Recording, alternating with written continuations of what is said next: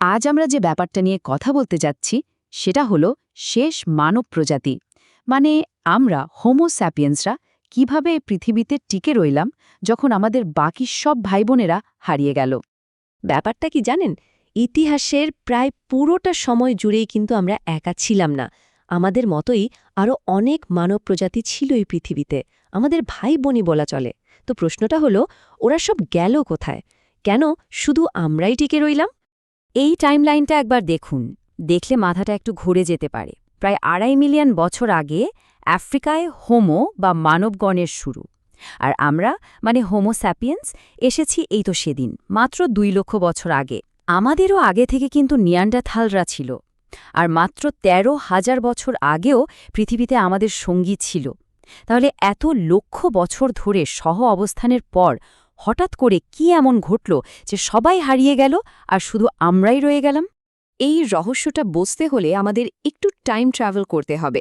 চলুন ফেরা যাক লক্ষ লক্ষ বছর আগের সেই পৃথিবীতে, যে পৃথিবীটা নানা ধরনের মানুষে ভরা ছিল।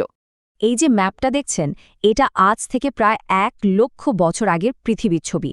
ভাবুন একবার, আফ্রিকার এই নীল অংশটাই ছিল হোমো স্যাপিয়েন্স, ইউরোপ আর এশিয়ার এই কমলা অংশ জুড়ে ছিল নিয়ান্ডারথালরা, আর হলুদ অংশগুলোতে ছিল আরও অন্যান্য মানব প্রজাতি। মানে পুরো পৃথিবীটাই ছিল একটা বৈচিত্র্যময় মানব পরিবারে ভরপুর। আমাদের সবচেয়ে চেনা আত্মীয়দের কথাই ধরা যাক, নিয়ান্ডারথাল। চেহারায় বা শক্তিতে ওরা কিন্তু আমাদের চেয়ে অনেক এগিয়ে ছিল। বিশাল পেশিবহুল শরীর আর বরফ যুগের ইউরোপের ওই হাড় কাঁপানো ঠান্ডার সাথে মানিয়ে নেওয়ার জন্য ওদের শরীরটা ছিল একদম পারফেক্ট।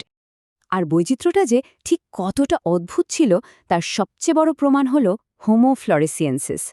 এদেরকে হবিটো বলা হয়। ইন্দোনেশিয়ার ফ্লোরেস দ্বীপে থাকত এরা, আর উচ্চতাই ছিল মাত্র ১ মিটার। বিশ্বাস করা যায়, একই গ্রহে আমাদের মতো লম্বাচড়া মানুষের সাথে সাথে এমন পুচকেও মানুষেরাও ঘুরে বেড়াত। তো মানুষ হিসেবে বিবর্তিত হতে গিয়ে আমাদের শরীরকে কিন্তু অনেক কিছু ছাড়তে হয়েছে, অনেক বড়সড় আপোস করতে হয়েছে। চলুন তো দেখি সেই লেনদেনের হিসাবটা কি ছিল। আমাদের সবচেয়ে বড় জারান কি? আমাদের এই অসাধারণ মস্তিষ্ক, তাই না? কিন্তু জানেন, এর জন্য আমাদের একটা বিশাল দাম চোকাতে হয়েছে। এই চার্টটা দেখুন, আমাদের শরীরের ওজনের মাত্র ২ থেকে ৩% হলো এই মস্তিষ্ক, অথচ এটা আমাদের শরীরের মোট শক্তির প্রায় ২৫% একাই খরচ করে ফেলে। আর এই বাড়তি শক্তিটা আসে কোথা থেকে? আমাদের পেশি থেকে শক্তি কেড়ে নিয়ে, মানে ব্রেইনের জন্য মাসলকে স্যাক্রিফাইস করতে হয়েছে। আবার ধরুন, ২ পায়ে সোজা হয়ে হাঁটার ব্যাপারটা, এটারও ভালো মন্দ দুটো দিকই ছিল। ভালো দিকটা হলো আমাদের হাত দুটো ফ্রি হয়ে গেল, আর সেই হাত দিয়ে আমরা নানান যন্ত্রপাতি বানানো শিখলাম। কিন্তু খারাপ দিকটা কি? ওই যে আমাদের পিঠ আর ঘাড়ে চিরস্থায়ী ব্যথা জুটে গেল, আর কোমরের হাড় সরু হয়ে যাওয়ায় বাচ্চা জন্ম দেওয়াটা হয়ে উঠল ভীষণ ঝুঁকিপূর্ণ একটা কাজ। আর ঠিক এই সময়ে একটা আবিষ্কার সব কিছু পাল্টে দিল। আগুন। আগুনের ব্যবহার, মানে রান্না করা খাওয়ার হজম করা অনেক সোজা, জীবাণুও মরে যায়। ফলে কি হলো, আমাদের খাবার চিবানোর সময় কমে গেল, অন্ত্রগুলোও ছোট হয়ে এলো।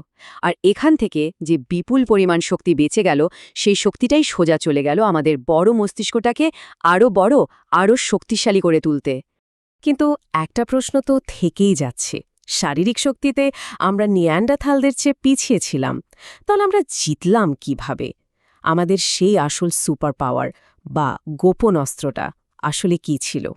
বিখ্যাত ইতিহাসবিদ ইউভাল নোয়া হারারি এর একটা সোজাসাপটা উত্তর দিয়েছেন। তিনি বলছেন, হোমো স্যাপিয়েন্স পুরো দুনিয়া জয় করেছিল একটাই জিনিসের জুড়ে, তার অদ্বিতীয় ভাষা। কিন্তু অন্য প্রাণীদেরও তো ভাষা আছে, তাহলে আমাদের ভাষায় বিশেষ কি ছিল? বিশেষত্বটা হল কাল্পনিক ভাষা, মানে এমন সব জিনিস নিয়ে কথা বলার ক্ষমতা যা বাস্তবে চোখে দেখা যায় না, ছোঁয়া যায় না। যেমন ধরুন, নানা কাল্পনিক দেবতা বা আত্মা, কিংবা আজকের দিনের রাষ্ট্র, আইন, টাকা, এগুলো তো সবই আমাদের সম্মিলিত কল্পনার ফসল। আর এই কাল্পনিক গল্পে বিশ্বাস করার ক্ষমতাটাই ছিল একটা গেম চেঞ্জার। এর কারণেই হাজার হাজার, এমনকি লক্ষ লক্ষ অচেনা মানুষ একসাথে মিলেমিশে কাজ করতে পারত। এই ক্ষমতাটা আর কোনো প্রাণী ছিল না, এটাই ছিল আমাদের আসল শক্তি। এই স্লাইডটা দেখুন, পার্থক্যটা একেবারে পরিষ্কার হয়ে যাবে। যদি ওয়ান ফাইট হতো, একটা নিয়ান্ডারথল হয়তো একজন সেপিয়েন্সকে আরামসে হারিয়ে দিত, কিন্তু লড়াইটা যখন হতো ১০০র সাথে ১০০, তখন সেপিয়েন্সদের ওই একসাথে কাজ করার অবিশ্বাস্য ক্ষমতাটাই তাদের অদম্য করে তুলত। সবই তো বোঝা গেল, কিন্তু তাহলে বাকি মানব প্রজাতিগুলোর কি হলো? তারা কোথায় হারিয়ে গেল? এই ব্যাপারে মূলত দুটো থিওরি খুব জনপ্রিয়। একটা হলো ইন্টারব্রিডিং থিওরি বা আন্তঃপ্রজনন তত্ত্ব। এটা বলে যে আমরা আসলে অন্যদের সাথে মিশে গেছি, মানে আমরা তাদেরই বংশধর। আর আরেকটা হলো রিপ্লেসমেন্টস থিওরি বা প্রতিস্থাপন তত্ত্ব। এটা বেশ ভয়ঙ্কর। এটা বলে যে আমরা তাদের হটিয়ে দিয়েছি, এলাকা ছাড়া করেছি, এমনকি হয়তো মেরেও ফেলেছি। তাহলে সত্যিটা কোনটা? এখনকার বিজ্ঞানীরা মনে করেন সত্যিটা আসলে এই দুটোর মাঝামাঝি কোথাও। বেশিরভাগ ক্ষেত্রেই আমরা হয়তো তাদের তাড়িয়ে দিয়েছি বা নিশ্চিহ্ন করে দিয়েছি, কিন্তু তার আগে কিছু কিছু ক্ষেত্রে আন্তঃপ্রজনন বা মেলামেশা হয়েছিল। আর এ কারণেই কিন্তু আজও আমাদের ডিএনএতে নিয়ান্ডারথালদের জিনের কিছু অংশ খুঁজে পাওয়া যায়। তো সব প্রতিযোগীকে হারিয়ে আমরা এখন শীর্ষে, একদম একা। কিন্তু এই একাকিত্বের পরিণতি কি? এর প্রভাবটা ঠিক কতটা গভীর? দেখুন, আমাদের আর কোনো মানব ভাইবোন না থাকায় আমাদের জন্য এটা ভাবা খুব সহজ হয়ে যায় যে আমরাই হলাম সৃষ্টির সেরা, বাকি পশু পাখিদের থেকে আমরা একদম আলাদা একটা কিছু। এক মুহূর্তের জন্য ভাবুন তো, যদি নিয়ান্ডারথালরা আজও আমাদের পাশাপাশি টিকে থাকত, তাহলে কি আমরা নিজেদের এতটা বিশেষ, এতটা আলাদা ভাবতে পারতাম?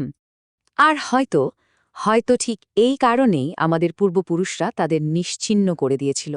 কারণ নিয়ান্ডারথালরা আমাদের এতটাই চেনা, এতটাই কাছের ছিল যে তাদের উপেক্ষা করা সম্ভব ছিল না।